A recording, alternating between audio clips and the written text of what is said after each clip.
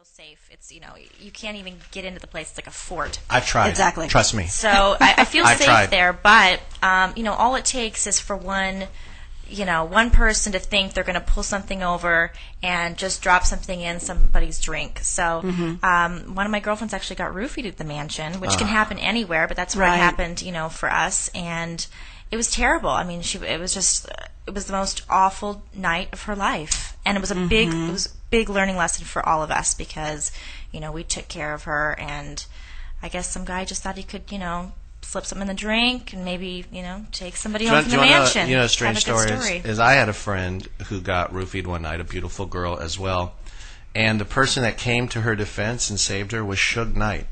That's right. You told me that. I know exactly who this is. Yeah, another beautiful, beautiful girl. Yeah, and so Suge Knight saved her from like the bad roofie guy, and that's of course then the Suge Knight that was the great hip hop impresario. Right, that is true. And what I wanted to add to that also is that goes for water as well. If you leave a water or a drink, don't come back to it. Get a new one because a lot of these drugs are odorless and tasteless, and you don't know that they're and clear. See, that's why I drink my drinks really fast. I get a drink of alcohol, and I just drink it really fast, so then they can't put anything in. Gotcha. Yeah. Right, okay. Anyways, another thing that I can think of, too, is carry a flashlight with you when you go out and make sure it has good batteries. This is also a good time to stock up on batteries and get one for your home alarm systems as well, your fire alarms, you might as well. And stay with the group that you're with. Don't accept a ride home at the end of the night with somebody you don't know. Especially if they're wearing a little Bo Peep costume. Gotta watch out. And speaking of costumes, if you're wearing a dark costume, whether it be a witch, a vampire, a spider, what have you, you want to wear something reflective on both the front and the back of your costume because Halloween night, pedestrians are hit more on Halloween night than any of the days of the rest of the year. Classic Saturday Night Live sketch from way back. Dan Aykroyd used to sell a Halloween costume called Johnny Invisible Pedestrian. Exactly. It was all black. Exactly. It was all black, and he would be like, "Wow, what's the problem here?" Yeah, and people don't realize that, and of course, also because people, it's one of the highest incidences of DUI, and folks are not in their heads, and therefore it's very dangerous for pedestrians out on the street on that night. And you're thinking about candy and having a good time. You're not really aware that people are out drunk driving, early. And you're in a completely black costume. And you're thinking about candy. Wearing super high heels and thinking you look like the bomb, so you have to watch out. And also, obviously, take your cell phone, even if you throw it in a jack-o'-lantern, that you've got it. So. Do you carry a jack-o'-lantern around with you? On Halloween night, you bet. Rotting? Is one that's rotting, or is it? The plastic ones. Oh, the plastic put your candy ones. in. What are you going to do? Carry your pillowcase? Thank you so much, caller. Say bring your phone, but don't be on it so much that you're not aware of your surroundings. Right. Because so many people are just texting all night long, and then they get separated from their group. It's really easily, and that's what you were saying is it can be dangerous. Now let me ask you this question as both hotties, and it's something on that night everybody wants to be a hottie, and it's now become kind of a cultural thing that gals dress up to be sexy on Halloween night. Do you think gals should dress down, dress up like somebody on Little House on the Prairie so that they'll be safe, or Well, I want to thank the caller first. Caller, thank you so much for calling in. Yes, Great thank you, question. caller. Thank you. What do you think, Alana? Last night I was at the mansion, and that's all there was is sexy hotties. Sexy, yeah. And then there was this one girl who was in this kind of full, almost what you just described, like a Little House on the Prairie, like a whole dress, and it was very long, and like she was going to live in a compound in Utah or something. The Mormons or something. Braids, and I don't know what her costume was, but I think you're on the right track with the Little House on the Prairie, but she just really stood out, and actually she stood out more than everybody else. See? So she would have been, I think, somebody that stood out. And then there was another girl that was dressed like Jackie O, and she had a very proper dress, and she was carrying around cupcake baked with little, the tins, and she stood out quite a bit too. And see, that's my theory. That's cute, but not for the mansion. If everybody's hot, you've done a lot of soap operas in your past, I have. And I always think if I was on a soap opera, I would stand out because they'd be like, "Who's that guy? That dude? He's not a model. Who let that weirdo in?"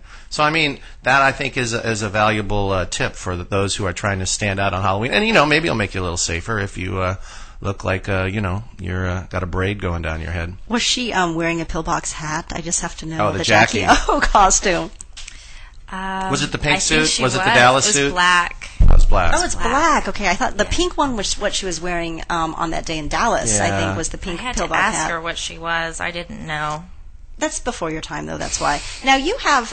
What is your website so people can take a look at you on your website, and you have a MySpace and all that. I have my website, which is alanacurry.com. Can you spell it? Yeah, it's ALANACURRY.com.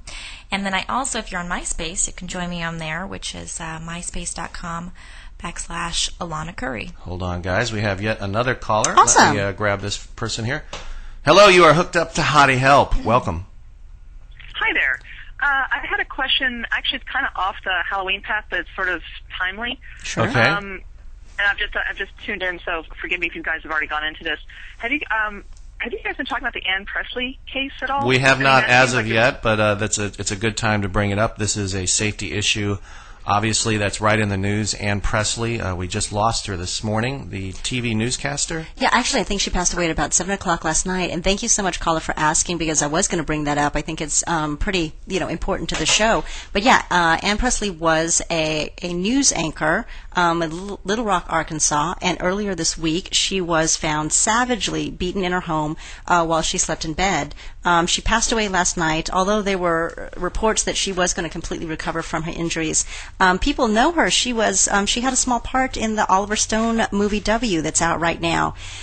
She was actually beaten so badly that people thought that initially she had been stabbed because of the amount of blood loss. She was beaten on her upper head and torso, and I read reports. They said that every bone in her face had been broken. It's just amazing. There was no forced entry, but they were saying that the back door, and this is once again a safety tip, she left her back door unlocked, although she locked the front. And when her mother came to check on her in the morning, the front door was locked, and she said she worried, she had this dread and fear that if she went to the back, that the back door was going to be open, and it was. Her purse was stolen.